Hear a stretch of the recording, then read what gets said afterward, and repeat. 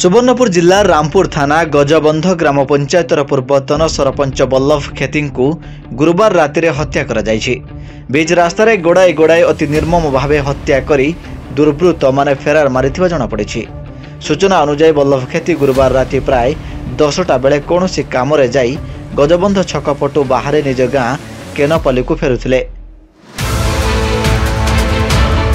रास्तार पंडरापाली गाँ निकट canal bridge रास्तार हठात तांको बाइक को अटकाई दुर्वृत्त माने गोड़ाई गोड़ाई अतर्कित आक्रमण करथिले। स्थानीय लोके रक्त जुड़ुबुड़ अवस्था उद्धार करी डुंगरीपाली गोष्ठी स्वास्थ्य केन्द्र में भर्ती करथिले। डाक्तर प्राथमिक चिकित्सा पर बल्लभ को मृत घोषणा करथिले। शुक्रवार सकाळे रामपुर पुलिस डुंगरीपाली गोष्ठी स्वास्थ्य केन्द्र में पहुंची पूर्वतन सरपंच मर शरीर को जबत करथिला। परे पूर्वाह्न 10:30 हत्या करा जायथिबा पंडरापाली गाँ केनाल ब्रिज रास्तार घटनास्थल में सुवर्णपुर आरक्षी अधीक्षक नारायण नायक और बलांगीर साइंटिफिक टीम पहुंची। सेठारु चप्पल सह रक्त नमूना और माटी संग्रह करिछि साइंटिफिक टीम। एक जमी को नहीं अन्य एक परिवार सह किछि दिन तले तांको नारे थाना रे मामला रुजु होइथिबा कहिसेंति तांको साना भाई लव खेती।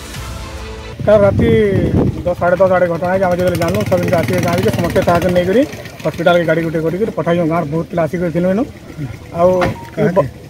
मरी गई बल्लभ खेती से सरपंच थी मिसेज सरपंच।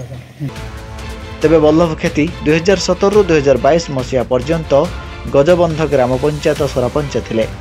मृत बल्लभ खेती स्त्री बासंती खेती वर्तमान गजबंध ग्राम पंचायत सरपंच अछंती।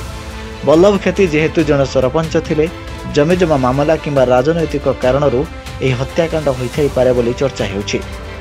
देखो बर्तमान इट टू इयरली टू माने कंक्लूड जे कोन पई हेछि बोली किंतु जहाँ जना पड़ी भीतर किसी डिस्प्यूट थिला जैसे लैंड इश्यू नहीं किसी डिस्प्यूट थिला और किसी हुए तो किसी पॉलिटिकल थाई पारे किंतु पॉलिटिकल एंगल बर्तमान सुधा आसी ना किंतु लैंड डिस्प्यूट मैटर नहीं कि से 2-3 थर झगड़ा हबार एवं प्रीवियसली किसी केस हेछि बोली भी सुना जाउछि। एने एक मामला रुजु हेबा सह अपराधी को धरिबा पई तनाघना आरंभ करिछि पुलिस। डुंगरीपाली दिनबंधु सुनांक रिपोर्ट धरित्री लाइव।